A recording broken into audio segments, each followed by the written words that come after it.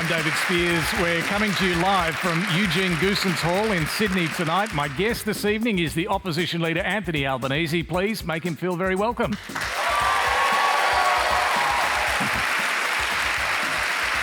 This election, I, like many other young Australians, are desperate for a leader with a bold, daring vision for our country. Someone who has the guts to tackle the very real, very big challenges that our nation is facing. Instead, you've offered a meek smattering of small target policies which fall far short of the action needed for meaningful change. And I guess it seems like this election, the choice is between the Liberals, who you argue will make things worse, and Labor, who from their policy offerings aren't interested in making things better.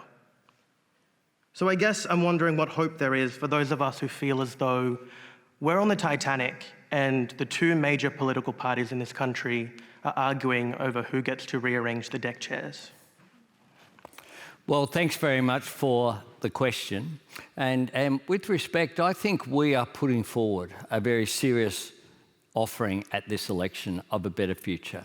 We have a serious plan for climate change that will see by 2030, 82% of the national energy market be renewables. That will reduce emissions by 43%, will create 604,000 jobs, including, of course, new industries that will emerge while we're doing so.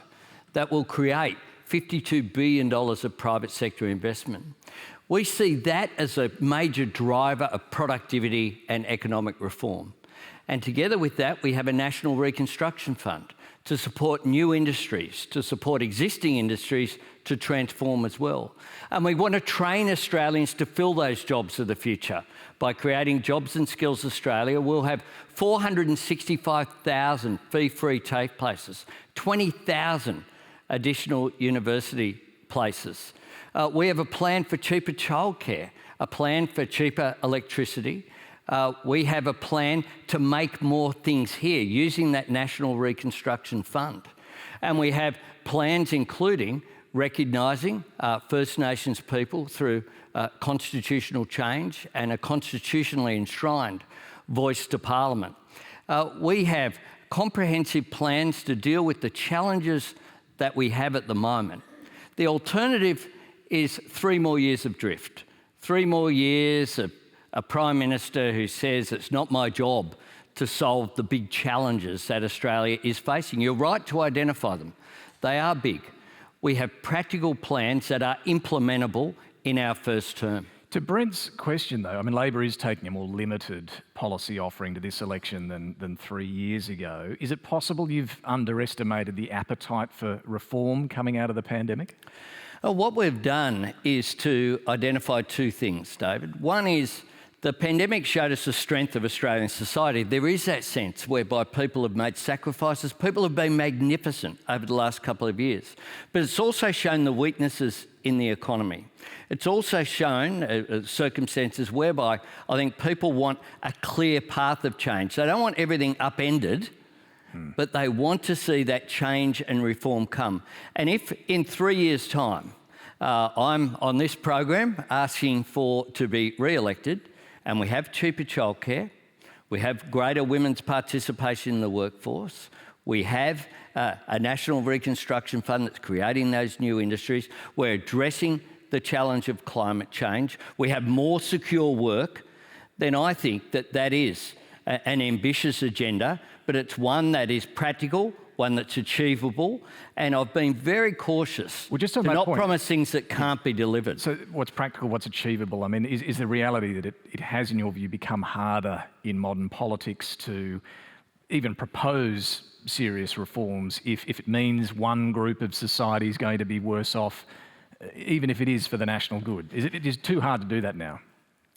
I believe it's still possible.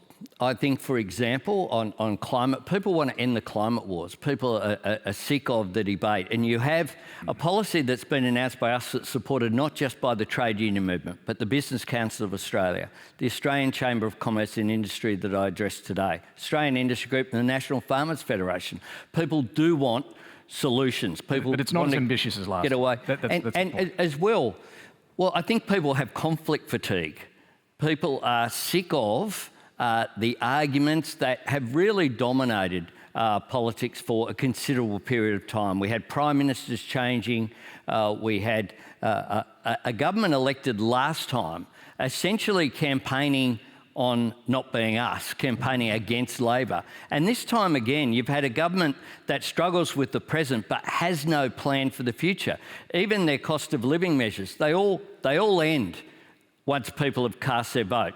Now, we have a plan for the future beyond that, to grow productivity, to grow the economy, to grow opportunity. And I think that there are very stark differences between the major parties at this election. Well, just, Brent, quickly back to you. Are these big ideas enough for you? It's all just a bit of spin, right? I mean, your shared equity house buying scheme does nothing to address the underlying issues affecting the skyrocketing price of home ownership. Your climate policy doesn't do enough to reduce emissions at a rate which is necessary to avoid global catastrophe. Your border protection policy doesn't do anything to even look at the cost, not just in terms of fiscal cost, but the cost of human life, of offshore detention and boat turnbacks. Well, Brent, our shared equity scheme, for example, is just one of our housing policies. We have a Housing Australia Future Fund. We're going to invest in social housing. I grew up in public housing. I know the importance of having a secure roof over your head can make to your life. And one of the things that I often say is that I know the difference that government can make to people's lives because I've lived it. That's my story. The son of a single mum who was an invalid pensioner, crippled up with rheumatoid arthritis, who grew up in public housing, not far from here on Pyrmont Bridge Road. And I've been able to aspire now to be Prime Minister of the country. We'll create, in terms of housing, 20,000 additional social housing units, 10,000 affordable housing dwellings for essential workers. We have an emergency housing fund. Tonight, like every night, women and children will be turned away from shelters because there just aren't spaces. So they'll sleep in their car, they'll sleep in a park, or worse still, they'll go back to a dangerous situation. Right. These are all serious policies that will make a difference. We've got a bit more on housing coming up in a later question. I want to go to our next one, though, because this video question comes from Raymond Webb. Good evening, Mr Albanese. My concerns with you as potential Prime Minister are your credentials. You have never held a portfolio for finance, foreign affairs, education or health, all critical areas for a successful Australian economy and long-term well-being. How can we be confident that you have the experience to manage these critical areas? Should we just simply take the risk? Well, thanks very much for the question, Raymond. If I'm elected Prime Minister, I will be the fourth time. That will be the fourth time that Labor has won government from opposition since the Second World War. The other three people, Gough Whitlam, Bob Hawke, and Kevin Rudd, none of them had served as ministers in a government. I have served for 6 years as a cabinet minister and government leader in the House of Representatives, including as infrastructure minister, regional development, local government, communications, and transport ministries, the digital economy, other portfolios I've held over a long period of time. I've served as Deputy Prime Minister. I've served as Acting Prime Minister on a couple of occasions. Now, I will lead also the most experienced Labor team of any Labor government since Federation coming into government. And I make this point to you, David, that there's been a fair bit thrown at me during this campaign, and I expect a fair bit more to come in the next couple of weeks. There hasn't been one glove laid on anything I did for 6 years as infrastructure minister with a budget in excess of $65 billion, the transport reform that I undertook, the communications, when I was communications minister, when we were rolling out fibre-based national broadband network. That's true, but I think Raymond's point is, you know, you were in Parliament and on the front bench a lot longer than all those other previous Labor Prime Ministers you mentioned, but for more than 12 years in government and opposition, you stuck with infrastructure. You didn't you didn't think to expand your experience into Treasury, health, finance, education? Well, before then, I was the Shadow Minister for Employment Services and Training. I was the Shadow Minister for Ageing and Seniors. I was the Shadow Minister who wrote the renewable energy target for employment, for environment and climate change. I had federal portfolios as well in Indigenous affairs, in the arts. One of the really weird things I think about some of the government's position that's put forward is that somehow infrastructure isn't an economic portfolio. It absolutely is. It's important, but it's a long time. You must admit, to spend in one role, more than 12 years. But I did infrastructure, and at the end of the government, at the end of our period in government, I was Deputy Prime Minister, I was Minister for Infrastructure and Transport, I was Minister for Communications and Digital Economy, and I was Leader of the government in the House of Representatives. You had a bit going. In a minority parliament. And when I was Leader of the House in a minority government, we got 595 pieces of legislation through. We didn't just occupy the space. We did paid parental leave during that period. We did serious reform, including the National Disability Insurance Scheme.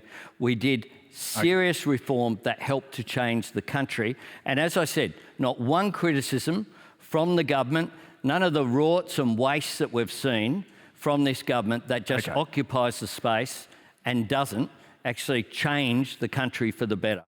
So this is quite an emotive thing to vocalise, but there's every chance in 4 weeks I could be homeless, along with my teenage daughter. For the last 4 to 6 weeks, I have attended 7 to 8 property viewings per week, and I've personally witnessed bidding wars between potential tenants and agents. I've seen agents not turn up at all, and 80% of these viewings are being held during the workday, which you then need to apply for time off work. When you attend that many, you need a very understanding employer, which thankfully I have. And my question to you, Anthony, is what do you have in mind to help in particular renters, and what alternatives do you have once NRAS runs out? Now, some support for that question. NRAS, I should explain, is the National Rental Affordability Scheme. It was introduced back in 2008, basically to give developers an incentive to offer some units at below market rent, below 20% below market rates for low-income earners. But it was for 10 years and it's gradually phasing out, which means people like Andrew are on the hunt for somewhere they can afford to live. Now, at the last election, Labor promised to reintroduce something similar. What are you offering this time? Yeah. What we're offering is our Housing Australia Future Fund that's about building additional social housing, but it's also about affordable housing for essential workers. That is not social housing, working with community housing groups, working potentially with superannuation funds. I think there's a great deal of potential for that to be expanded. So if you're not an essential worker, you might expand it to someone like Andrew? Absolutely. So there are, for example, some of the super funds are doing this now for essential workers, and there's examples in local government in some areas as well, working with developers so that you get better outcomes, so that you get a portion of any new development. For example, you might be a 3-storey development, you add an extra storey on top if it's then made available for affordable housing, so that people can get into housing. Are you going to do that? Housing.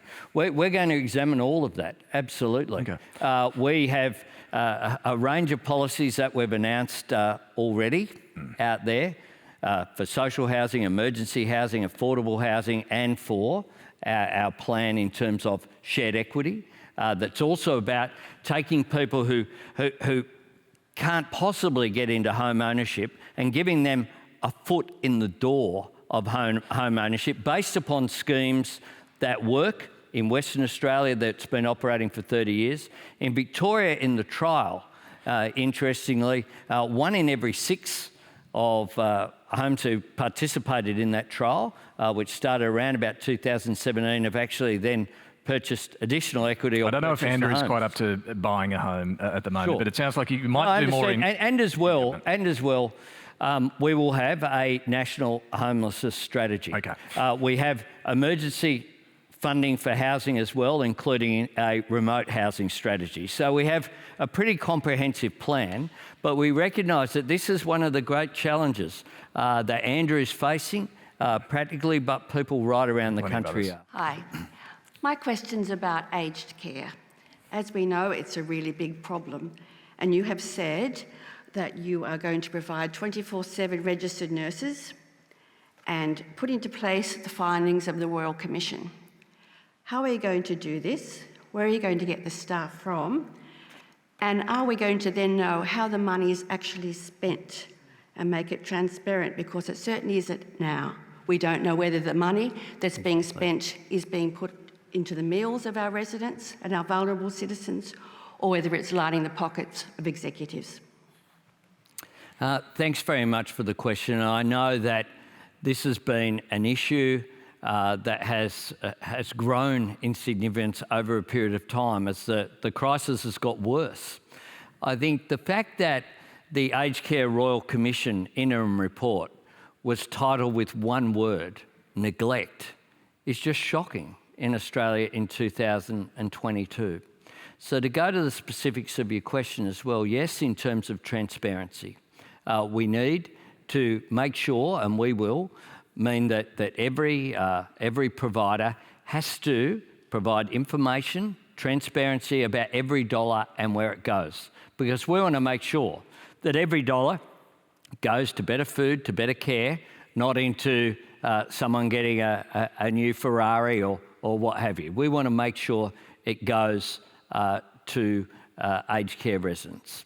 That's one of the plans we've put forward in terms of nutrition. We've got Maggie Beer and her foundation helping us in terms of nutrition and food and working out the plan, because that's part of it. One of the most shocking stories, I think, about that came through the Aged Care Royal Commission came through a number of times about food that was left over being scraped off plates, put into blenders and served up as puree for residents the next day.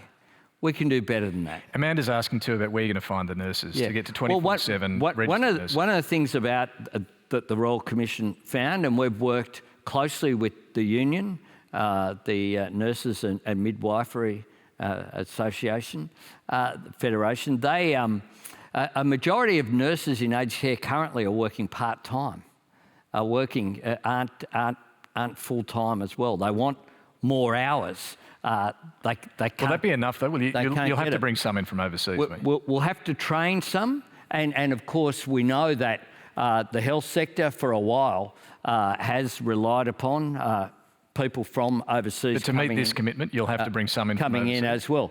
Well, aged care nurses have been coming in, and nurses in general have been coming in. You're talking about a new commitment. You'll have to bring some in from overseas. Australia for some time. I should imagine that migration, just like in our health system in general, for nurses and doctors, that migration will be a part of it. But we've also provided for... How many though? Because I'm just coming back to Amanda's specific question here. We've also provided for 20,000 additional places in universities for areas of skill shortage. And in terms of registered nurses, that is an absolute priority there. But what we want to do is to take... These are all recommendations from the Royal Commission. Well, just to be clear on that, the Royal Commission recommended 24/7 registered nurses from July 2024. You're promising when? Well, we want to bring that forward. We want to bring it forward because we think that we want to bring it forward to next year. So this means you're going to have to find them a lot faster than we want the to bring Commission it forward. So just to be clear on Amanda's question, you will bring some in from overseas. I just want to be clear about this. If we need to, we will, Dave. And do you know how many? If we need to, we will.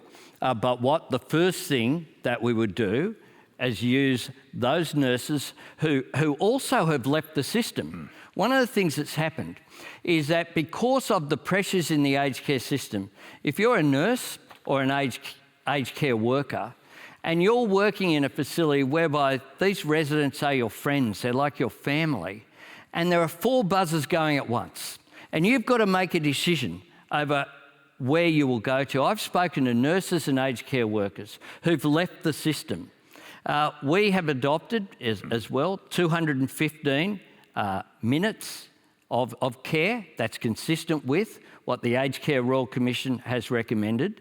And also the issue of better pay for aged care workers. We'll make a submission to the Fair Work Commission saying that aged care workers need to be better paid. If not, we know they'll continue to leave the system. That's the point here, David. It's not a matter of whether you go keep the status quo or do something, because the status quo will mean you go backwards. Okay. Now, we're not pretending that these things can be done overnight.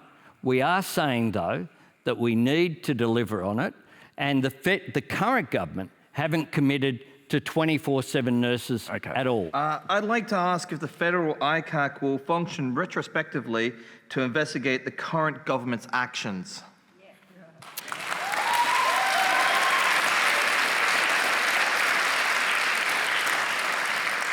Well, thanks, Sean. I do think the reasons why we don't have a national anti-corruption commission now are sitting behind Scott Morrison and his front bench. And I think that we need to restore, to go to the previous question as well, we're crying out to restore faith in our political system. So will it be retrospective? Now, I think the commission that we establish will be able to look at whatever it wants to. Part of the problem at the moment with the government's so-called model was that Cabinet would have to approve what's looked at. So your public plan, hearings, do you want the actions of the current government looked at by your commission? Well, that would be a decision for them. The whole point here, David, is that what I want is an independent system at arm's length from myself and from government that can look at any areas of corruption in the political system, in the bureaucracy, at any time. And do you regard pork barrelling as corruption?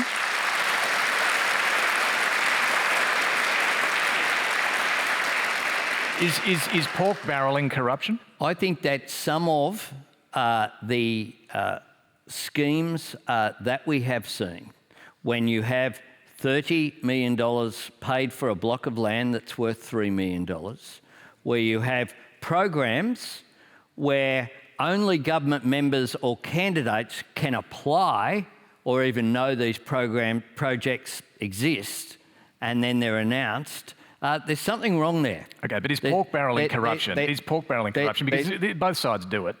There is something wrong there. So I think that in terms of, look, commitments will be given by all political parties. In marginal seats with our money. But they should. One of the things that I did, well, I'll tell you what I did, David, as the minister responsible let's look at what you're doing now. Community infrastructure. As leader of the opposition. Well, this is the sort of thing that I would do.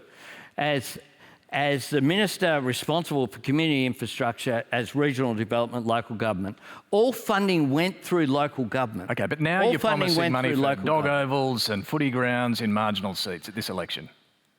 Well, we're making commitments across a range of electorates, both safe and marginal, at this election. That is true. And political parties have always made commitments during election campaigns. Okay. The question is here, what this government has done is establish funds as the government, whereby there's no transparency, there's no proper processes as to what the outcome should be, and a massive distortion. When you have commuter car parks, David, promised where there's no train stations for the commuter to get out of their car and get on the train, then that's red hot, and this government has done it with billions and billions of dollars. They've done it in community safety, sports rorts, we don't need the regional whole list. grants, Okay. the full bit, we know and about it's this. red hot. Under past Labor governments, defence funding was cut to 1.56% of the GDP.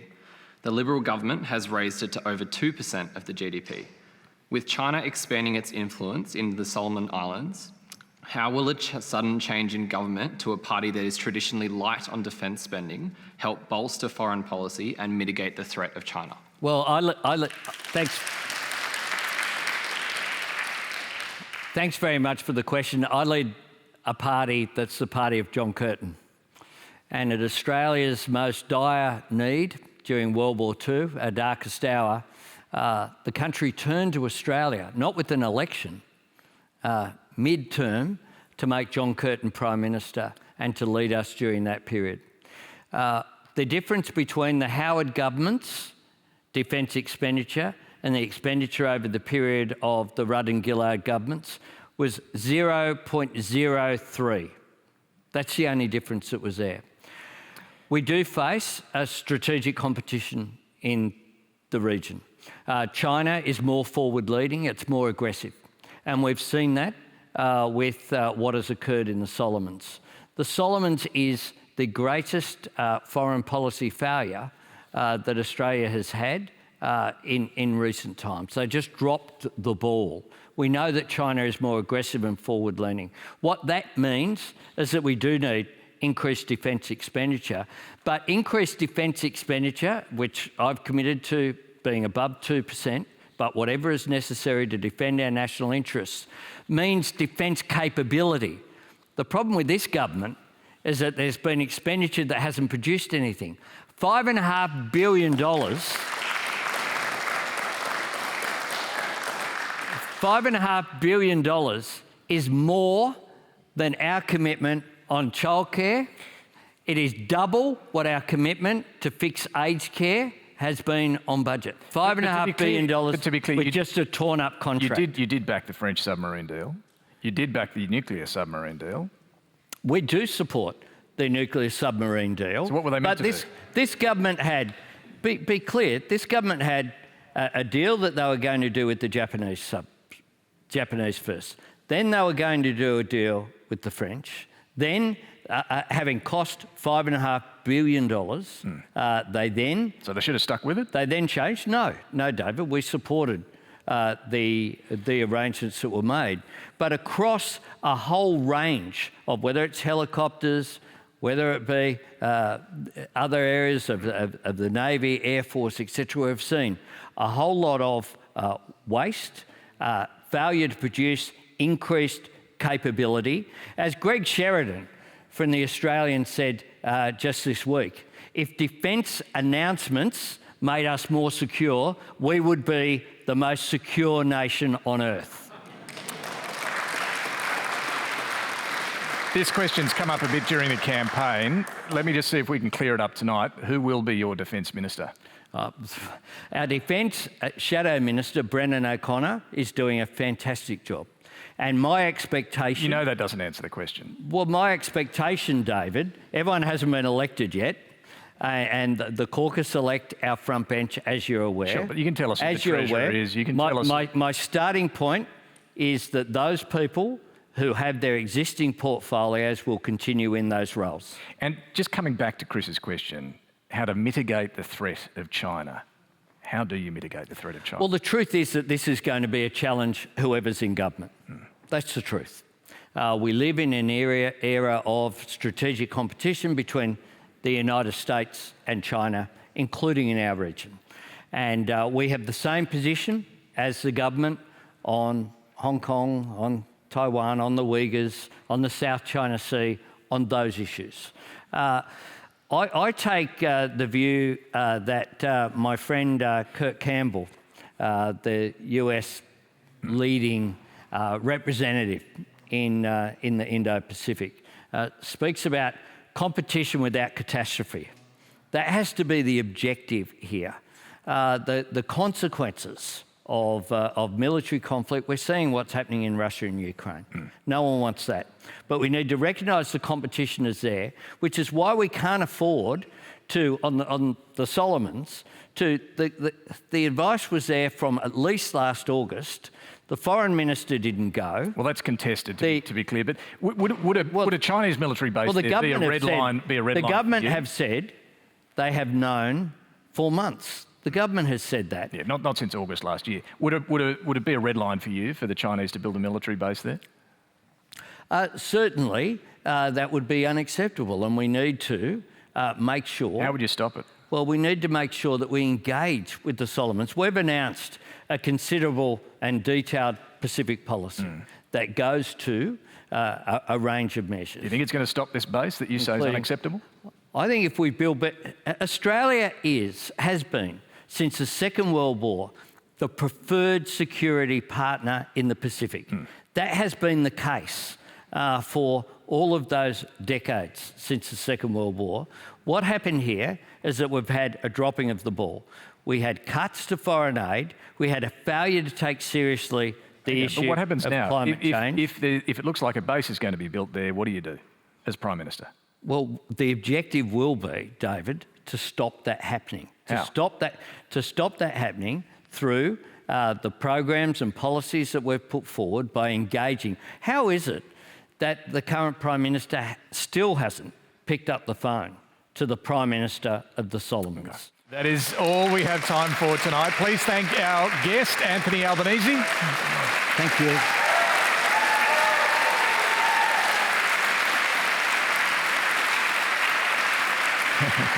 Thank you.